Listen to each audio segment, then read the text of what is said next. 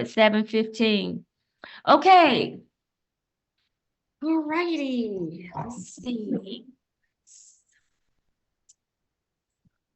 So who do we have? Everybody's here. Okay. Let's just jump right in.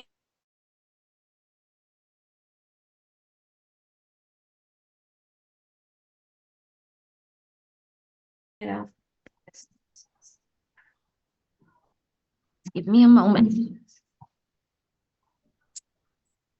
Hi, Christina. Hi, Candy, Melissa, Dominique, Akua. How are you?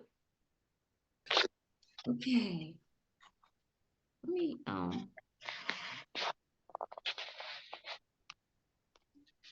me see if I can pull up your study guide real quick. I don't even have it. It's 206 study guide. This is exam 3, right? Yes. I thought I had that study guide.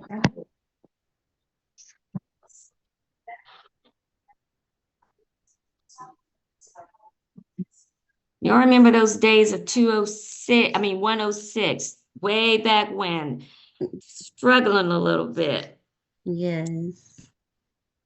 So had to spend a little bit more time with them. Okay, here we go. Let's go with the study guide. Okay, the first question on the study guide, I believe, asks difficulty maintaining consistent body temperature in a patient who suffered a stroke could affect which part of the brain? It's the hypothalamus. Hypothalamus. 2, it says describe functions of cranial nerve 7. What does cranial nerve 7 do?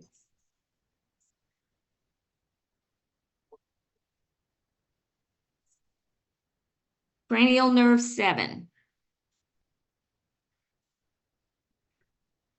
It's a facial. It's facial, and what does it allow you to do?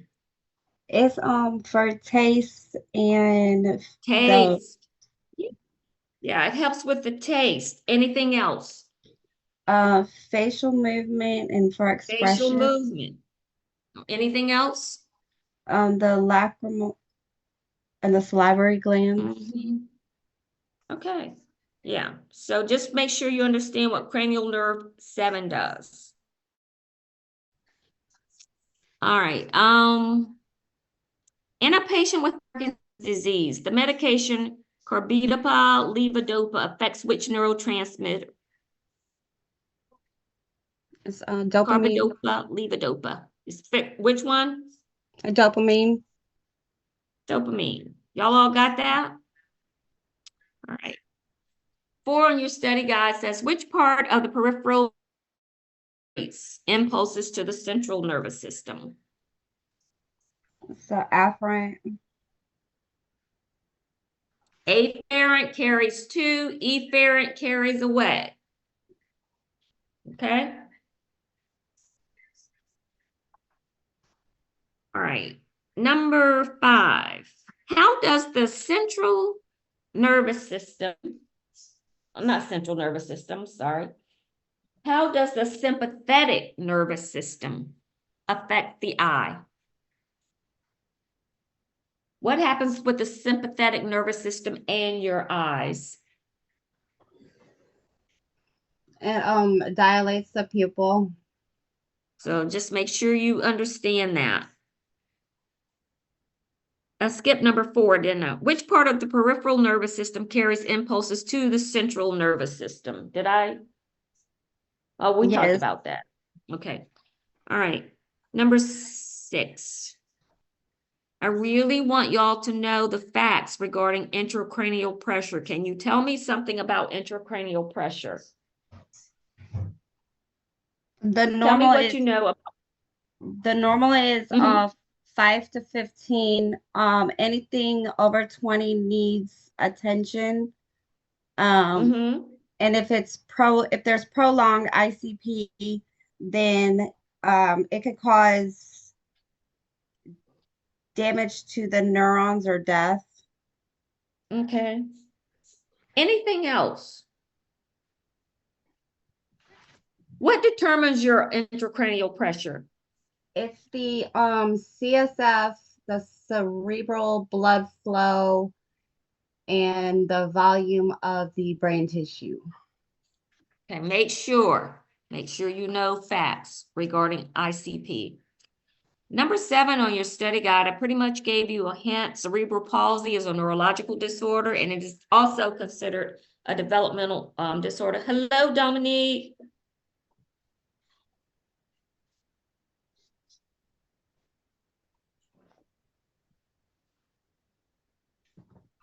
Thought I saw Dominique. Yeah, Dominique. Hello.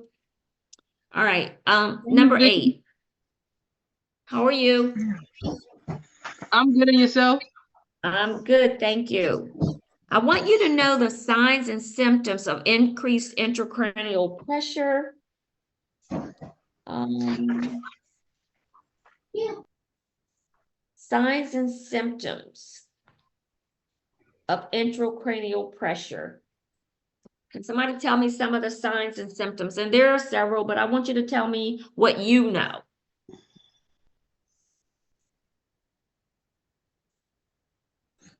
Signs of a headache. Headache, what else? Lethargy. Okay, what else? Right. What was that? Rising of systolic blood pressure. Okay. Anything else that could be an indication of rising intracranial pressure or? Like the widening pulse rate. Yep, and there's something else that you need to be checking as well.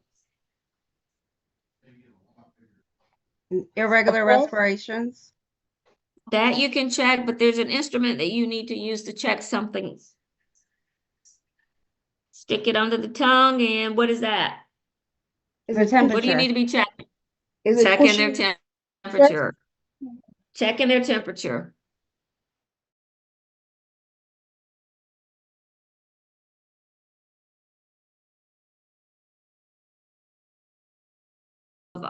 Elevation of intracranial pressure.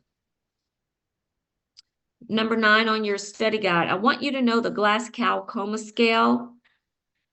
What is the score of a patient who opens their eyes to painful stimulation, has extended response to pain, and no speech? So if you have your books, let's go over that Glasgow Coma Scale so that you know how to total that up. I want you to be sure you understand. I think it's on, what page did I say? 490 something? And 494. 494. I had to step away and get my book for a second. 494. I want you to look at it and make sure you understand. Talked about the Glasgow Coma Scale. So the question was, the patient who opens their eyes to painful stimuli, has an extended response to pain and no speech, what would their score be?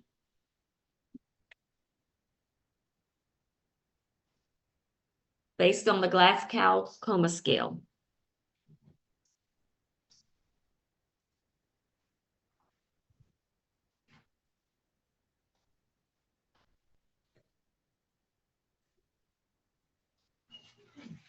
It's a 4. Okay, I have a 4. Anybody have anything different?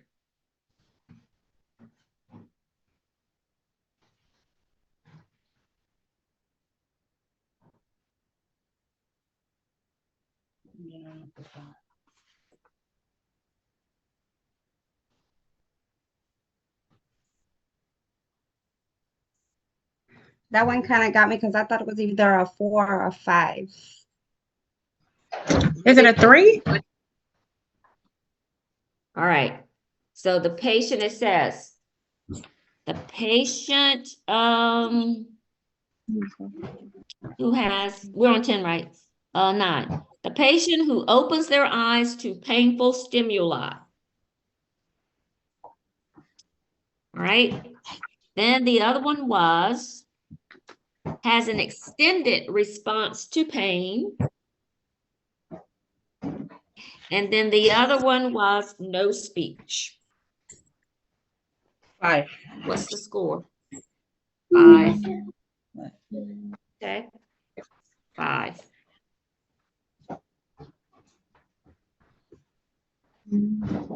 A patient who has bilateral fixed pupils that do not react to light.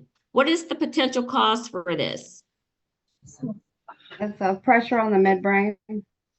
Okay. All right. Number 12. I mean, it's right there in your hand, right? Number 12. Mhm. What signs are evident of a basal skull fracture? And you need to know this. What signs are evident of a basal skull fracture? And there are things that I talked about. I think I've recorded it, that you need to be looking at to tell you whether or not this person has a basal skull fracture. It's What are they? the otorrhea, the All rhinorrhea, right. So um, fluid from the ear is ears, otorrhea. Okay. and the rhinorrhea is the fluid from the nose. Fluid from the nose. The I have a hard time pronouncing that word. The ecchymosis. Ecchymosis behind the ear. Mm-hmm. And then like the And where raccoon else? eyes. The The eyes, the raccoon raccoon eyes. eyes. You all need to know that. Next one. What signs or symptoms may be evident in an older adult with a neurological injury? And I ask you to read page 514 and read older adult care points. What signs or what symptom or sign may be evident in an older adult with a neurological injury? What do you think you might see?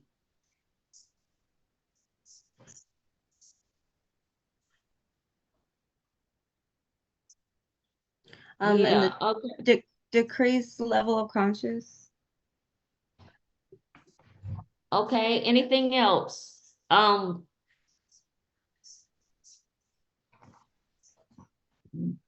What kind of symptoms or what would be true of an older adult and a Bleeding. neurological injury?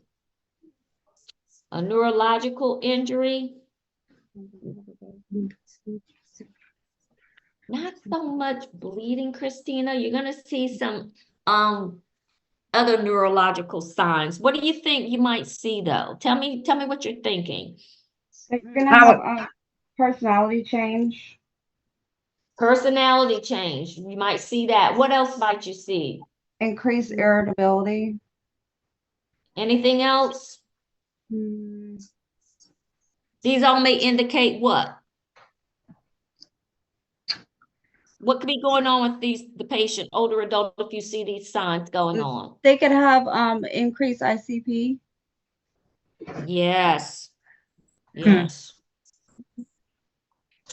14. What drug is known to cause secondary Parkinson's disease? Haldol.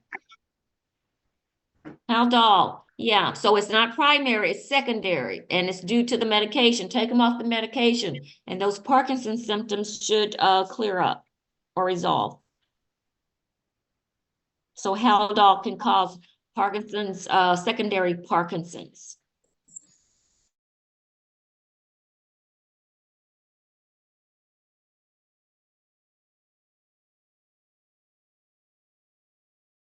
Patient's nose. How would you know if your patient is having cerebral spinal fluid leaking from his or her nose? It's the halo on like a gauze, the halo sign, which is What's the the yellow. halo sign? It's the yellow around like the blood. It's like a pool of Okay. blood, and there's the yellow around the pool of blood because it. Right, and I think your book shows a picture of that on a gauze of the halo sign. It does. Yep, so just look at that and be familiar with that, please. Y'all, let's figure 22.4 on page 516. Okay, thank you, Christina. Okay. 16 says, a patient responds to vigorous stimulation by moaning or muttering. And I referred you to box 22.1 on 516. You need to know what that is. A patient who responds to vigorous stimulation by moaning or muttering. Know what the term is for that. Stuporous. Make sure you know what the term is for that.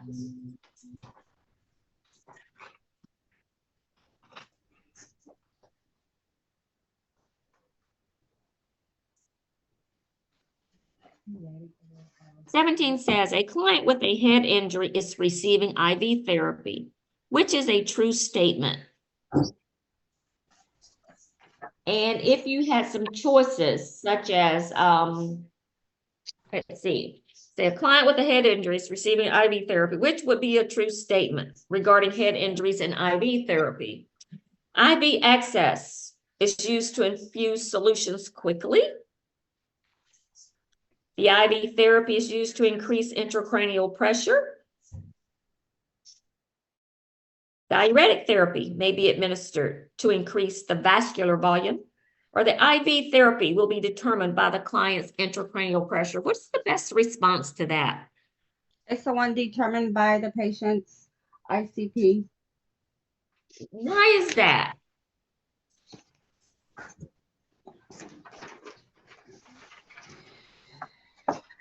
Why would IV therapy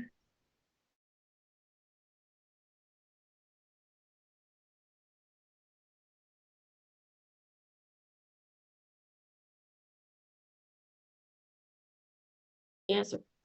Well, so a client with a head injury receiving IV therapy. Why would that be a true statement? IV therapy will be determined by the client's ICP. Why is that a true statement? Because if the ICP rises, it affects the oxygenated blood perfusion of the brain. So maybe something we're trying to. Exactly, Christina. You're gonna kill this person if you give them too much fluid and increase their intracranial pressure. So you got to be careful about the fluid volume. They're already got increased intracranial pressure. You don't want to add to that. Very good. 18. You have a patient admitted after a craniotomy, and it is confirmed that the patient has a spinal leak through the nose. So they've got cerebral spinal fluid coming through the nose after having a craniotomy. What nursing measures would you take to prevent complications? What do you think you might do? And Melissa and Christina, I want you to be silent on this. Yes, ma'am. What would you do? Patients had a craniotomy. They have cerebral spinal fluid leaking through their nose. What would you do to prevent complications? Somebody tell me. Elevate the bed, the head of the bed. Elevate the head of the bed. And then what would you do, Akua? Instruct the patient not to blow his nose. Not to blow their nose. Of course, you're going to do that. Anything else that you might do to catch this cerebral spinal fluid? Trying to put the gauze. You're going to put a gauze under their nose called a mustache dressing. Did everybody get that? Elevate the bed and put a mustache dressing under their nose to catch that cerebral spinal fluid. Okay. All right. A patient has a C5 spinal injury. How will this affect their functioning? So where is a C5 spinal injury? First of all, which area of the spine is it? Cervical. Right, cervical. Okay. So that's in the How neck would- area. Yes, ma'am. So how would this affect them? Shoulder and muscle movement. That area. Will the client be able to turn their head? They're gonna have a hard time doing it. No. Can they turn their head though? No. No. They can turn their head. Mm-mm. Wouldn't it be like in a break? What was I'm that? Because it's a partial. It's not full. It's partial.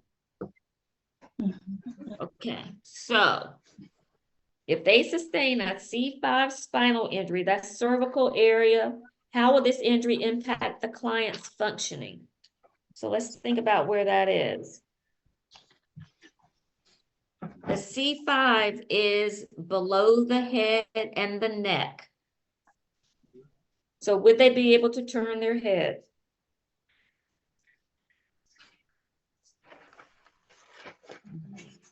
Because when I was reading about it, it does say in the book that they can turn their head when I was reading about it.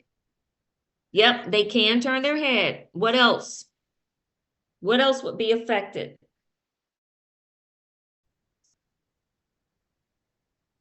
Well, they can, this is what I want you to know. They can turn their head. Would they be able to feed themselves? Yes. Yes. They'll need Yes. like an They assisted may need device some though. assistance, right? They may need some adaptive devices, right?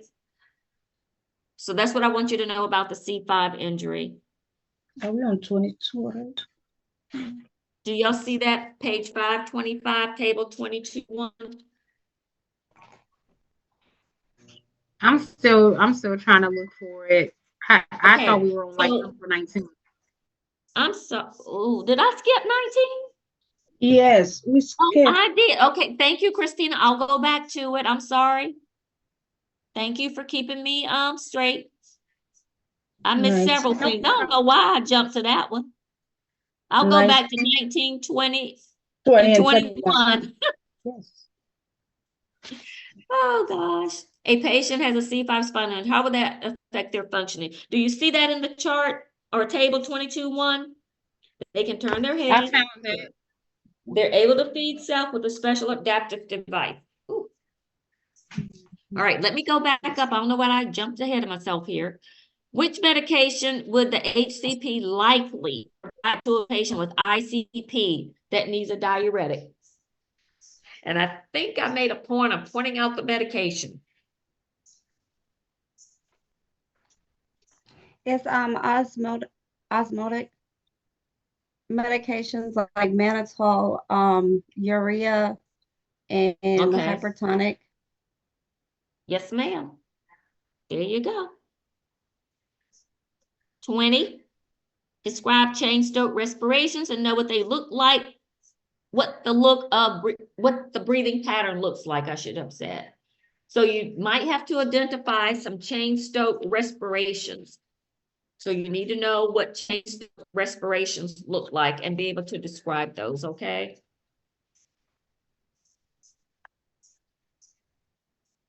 And let's see, what page is that on? 521. It's a bouts of hyperventilation and apnea. Yeah, so just, you see, it's the first one there, so.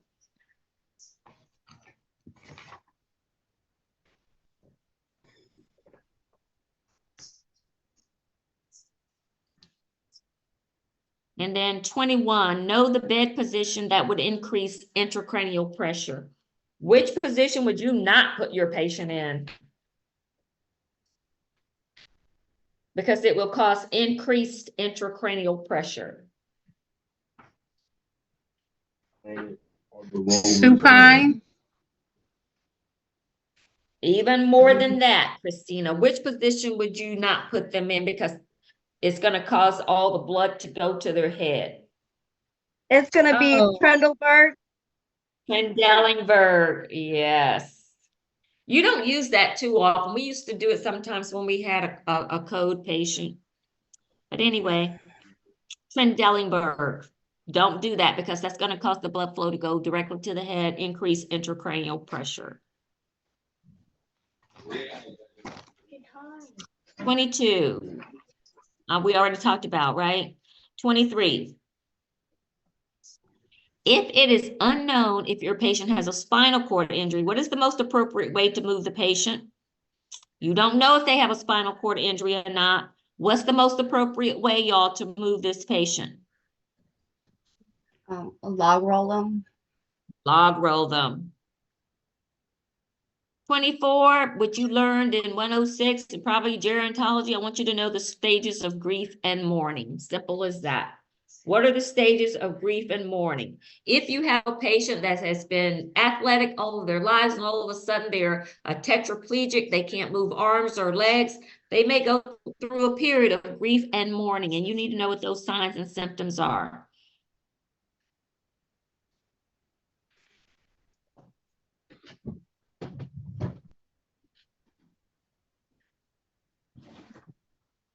On 527, table 22.2, just make sure you know what those signs and symptoms are. Stages of grief and associated behaviors, table, so just be familiar with those.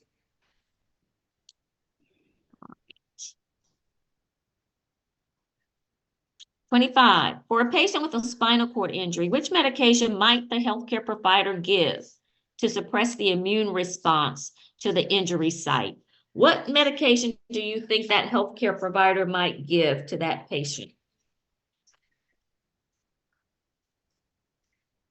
We're trying to suppress that immune response to the injury site. What drug do you think we would give? It's methylprednisolone. I have a hard time pronouncing that one. I don't know why. What classification of drug is that, Melissa? Remember. What classification? Corticosteroid. It's a Yeah, corticosteroid, it's and the it may steroid. even be called prednisone. You may see it called prednisone, okay? Methylprednisolone. They're trying to reduce that swelling and trying to suppress that immune response to the injury site. 26, I want you to know several factors that can stimulate the autonomic dysreflexia in a patient with a T5 spinal cord injury. So I want you to know those factors that might cause that. Can you tell me some of those factors? Not you, Melissa. Okay, I'll be quiet. Tell me blood some up. of those factors that may cause stimulate autonomic dysreflexia in your patient. First and foremost, what is autonomic dysreflexia?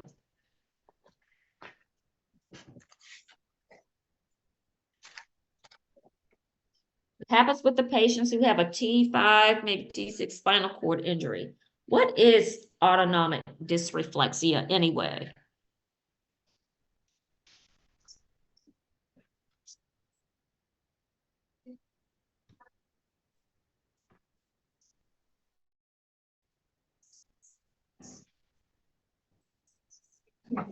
Miss White, can you tell me again what you want us to tell you about the autonomic thing? Yes, ma'am. You What said to is list it? several things.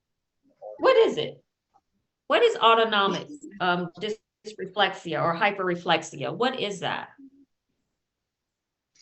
Autonomic dysreflexia is an uninhibited and exaggerated response of the autonomic nervous system to some form of stimulation that occurs in 85% of all patients who have spinal cord injury at or above the Right.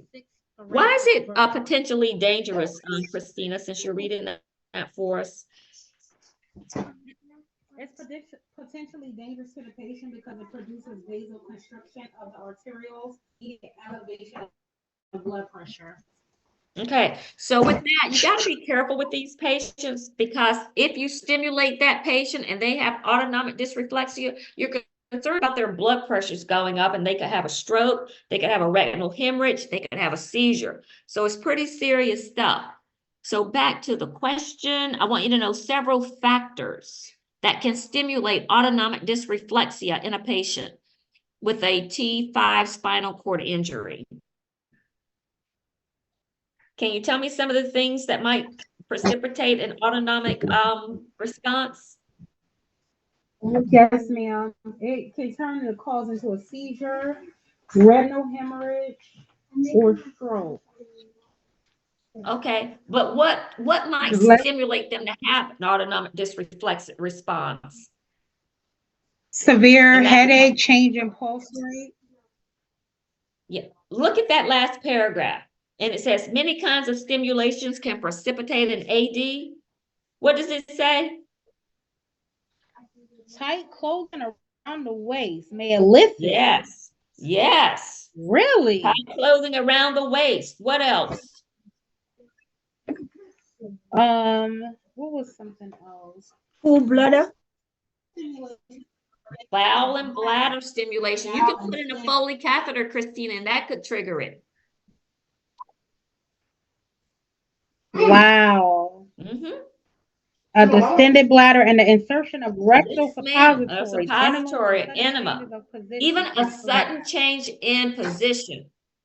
So you have to be real careful with these Wow. patients who have these type of spinal cord disorders because it can stimulate, like you said, increase their blood pressure really high, Christina. They can have a stroke.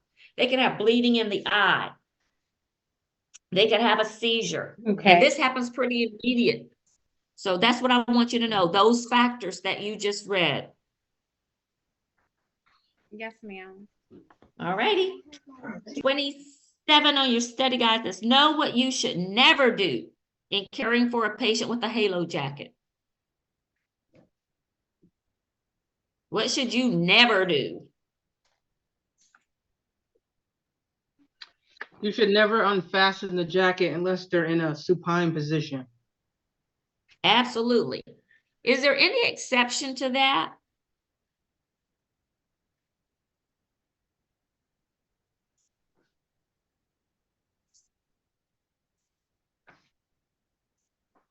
Is there any time you could unfasten that jacket for a situation? CPR. Always check your doctor's orders. Why do you don't want to unfasten that halo jacket?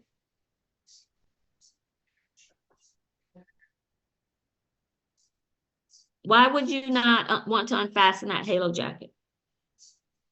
Are we trying to prevent movement? You got that right, Christina. You want to keep that spine aligned. You don't want that spine to move because you want that everything to be in alignment when it heals, don't you? So that's the reason, unless you have to perform CPR. Now, always check your doctor's orders. You can do it if the doctor says you can unfasten it for other reasons, but always check your orders. But usually you don't want to unfasten that jacket. Sometimes if they are asleep at night and in the supine position, they may unfasten it. But you better make sure they call you on that call light and not try to get up without that jacket fastened. Okay, very good.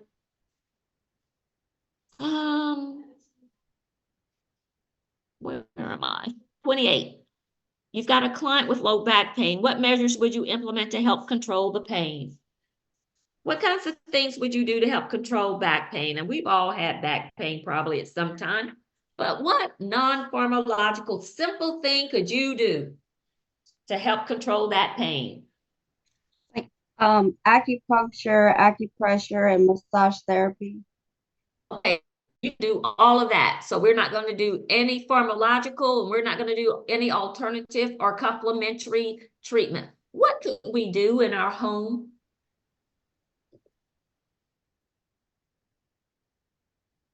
You could do that. But sometimes when your muscles ache and are sore and hurting, what do? Apply ice bath.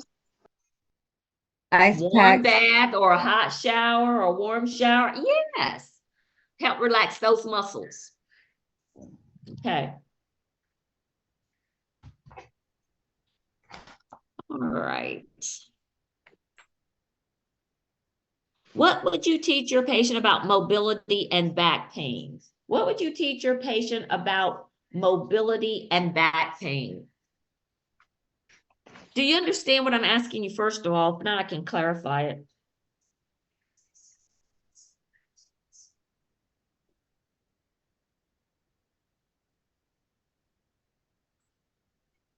Say your patient is having back pain and they come to you and they say, I'm really having a lot of back pain and my job, I sit down a lot. What would you advise them? That they need to try and get up and walk around when they can. Yeah, that, because yes, sitting is very harsh on your disc and on your back. Sitting is very hard, puts a lot of pressure. So get them up, walking, moving. 30 on your study guide, ask, describe an absent seizure. What's an absent seizure?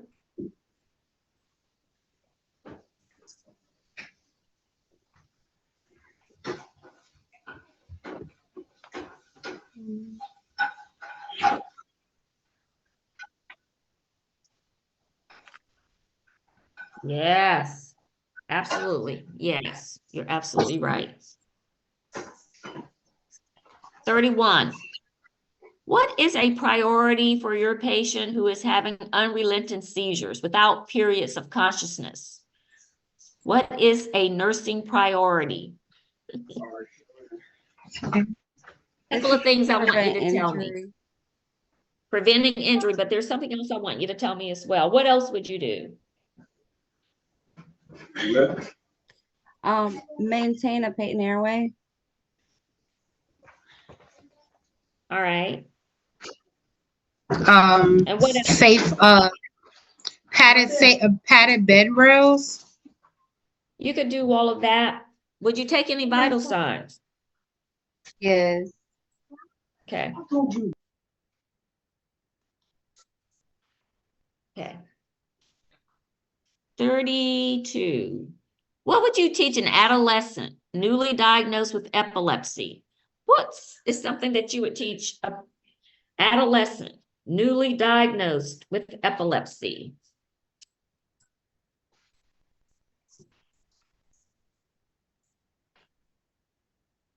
There are several things that you might teach this person. Take your medicine. Put on a Medi alert bracelet. Anything else? Not swimming Not to alone. drive. Never should swim alone. And somebody said refrain from driving. Do they have to refrain from driving forever? No, it's 1 year. Typically a year. And once the seizures are under control, right? Yes. Gotcha. 32. What would you do? Oh, that was 32. 33. I want you to know the symptoms of myasthenia gravis. What are those symptoms for myasthenia gravis?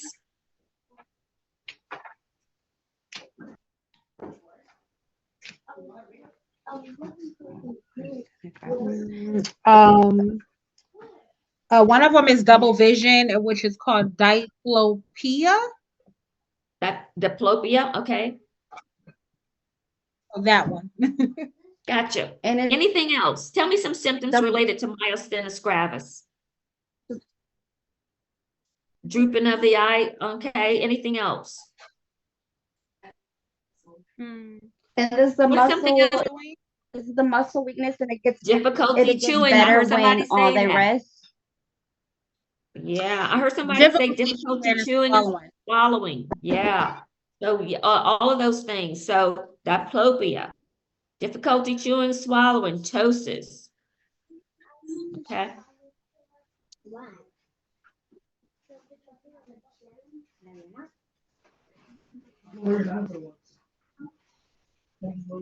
Okay.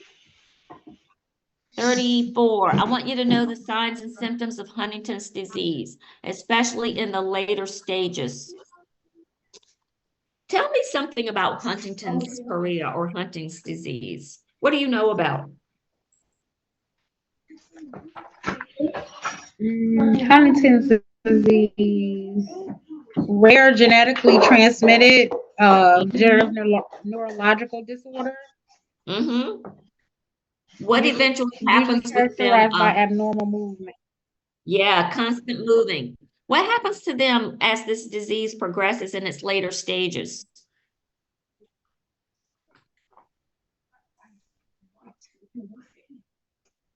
Okay. Anything that, right. Do they ever lose the ability to move Yes. Yes, deterioration of in the later stages? Right. Okay. 35 on your study guide. I don't know. Some student found the acronym for this, SLUDE. They said it was on page 581. Did y'all see it? No.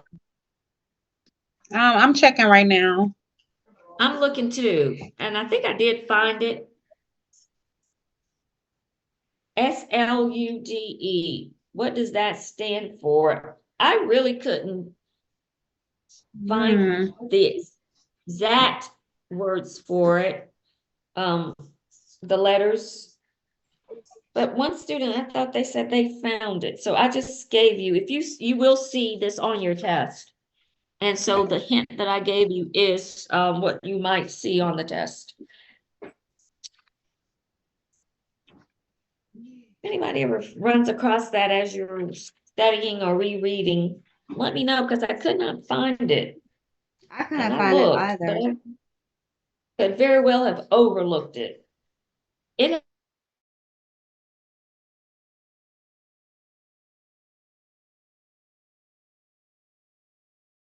That's what it is. SLUDE. The S is what did I say? Salivation, urination, defecation, and emesis.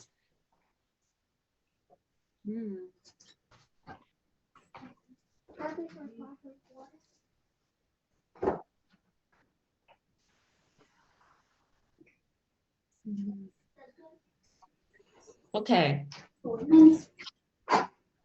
36. What lab finding might you find in a patient with restless leg syndrome? What do they usually have a deficiency in? Iron. Hemoglobin. Okay, and so what lab finding? It's Might you iron. see that iron? Okay, they have low iron levels. Okay. All right. 39 is important. I want you to know the characteristics of a patient with MS who has relapsing remitting MS. Relapsing remitting MS on page 574. I want you to look at that table 24.2. And I want you to be familiar with all of them, but I specifically pointed out relapse remitting. It's like partial or complete recovery in the remission stage. Okay.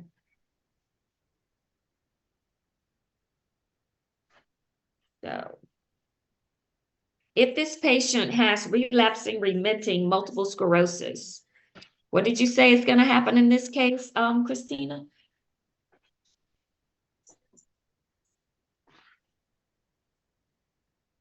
Are they going to have worsening of their neurological function? I'm sorry, can you? Relapsing remitting, are they going to have worsening function? Oh, yeah, they would. Okay. Wouldn't it worsen? Yeah, going to have acute worsening neurological function. So make sure you read relapsing remitting. And 40 says, I want you to know the signs and symptoms of Guillain-Barré syndrome. Make sure you know those signs and symptoms. Give me at least one sign and symptom. It's body aching and joint pain. With Guillain-Barré, okay, anything else? Progressive Yeah, good. They have progressive muscle weakening.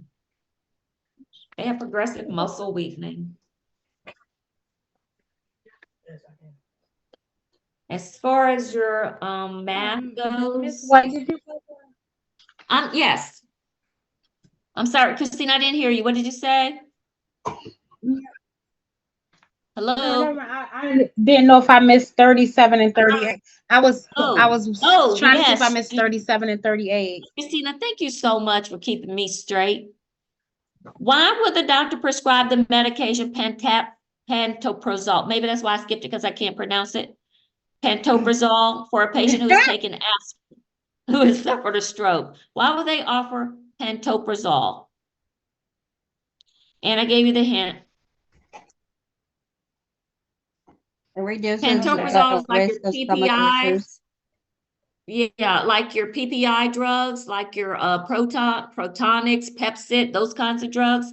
And you want to give those to a patient who is taking aspirin, of course, right? Because the aspirin upsets the gastric lining of the stomach and can cause ulcers. So you're trying to reduce ulcers.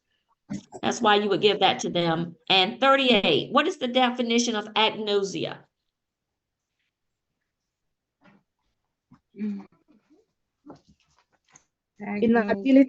Inability to recognize object by sight, touch, and hearing. Yes, ma'am. Yes, ma'am. There are two other definitions that I want you to know. Anosognosia, I